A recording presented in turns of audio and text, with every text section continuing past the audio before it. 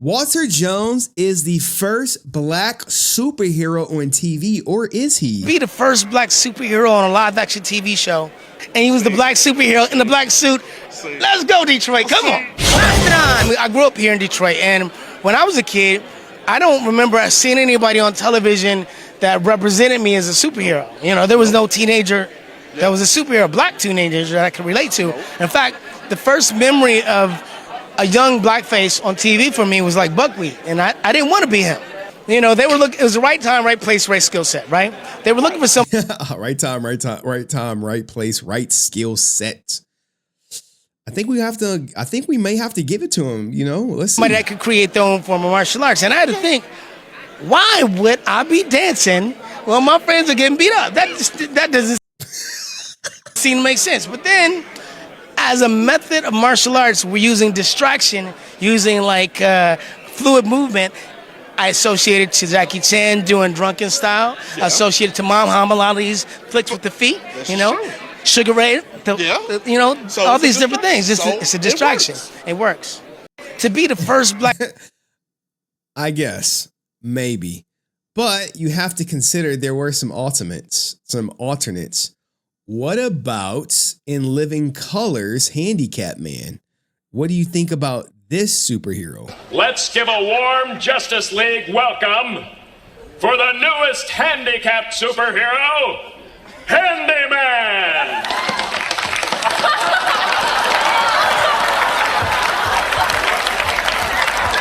You can never do this show right now. That's out of the question.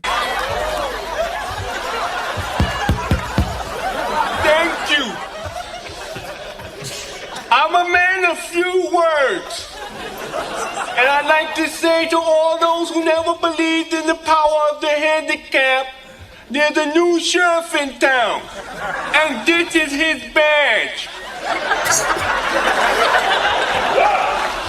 Up in the sky! It's a bird! It's a plane! It's a giant! Yo. Back in the 90s, you can get away with this. Now, look, handicapped people would burn you at the stake. Handicap sign! Listen, I'd love to stay in chat, but there's someone who needs my help. I'll be back. Up, and away!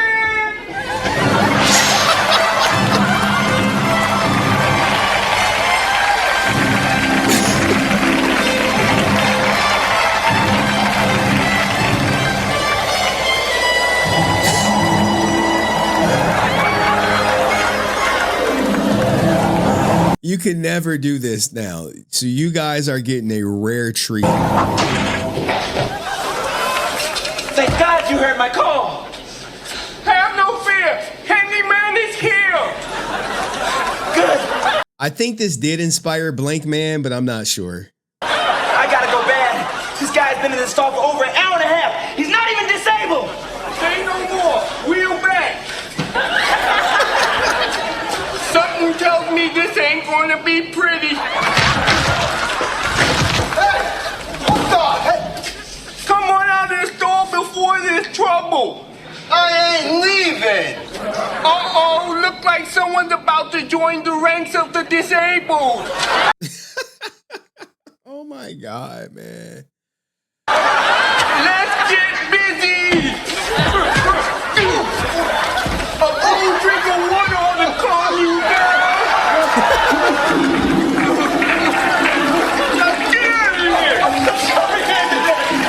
You know what a fun fact is? In Living Color got popular because they would air their show during the Super Bowl halftime. And this is what inspired the halftime Super Bowl show. What you see at halftime is because In Living Color was getting all the views during the halftime.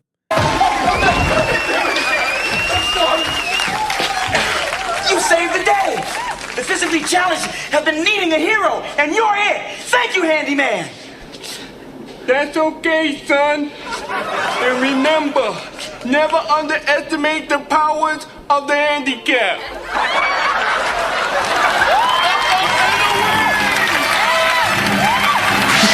Thank God we have Handyman to count on.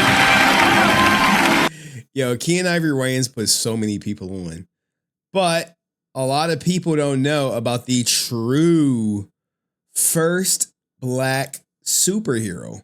Now, when I say true, it's no slight to whatchamacallit, to Walter Jones, but let's talk about this. Who were the first black superheroes on TV? Well, as always, we got you with this week's In Case You Didn't Know. The first ever black superhero on TV began with Mantis. The short-lived series only lasted for one season between August of 1994 and March of 1995. The first black female superhero on TV, well, that came much after Mantis, Misty Knight. She's a character. Misty Knight? Wow, and Luke Cage? Wow.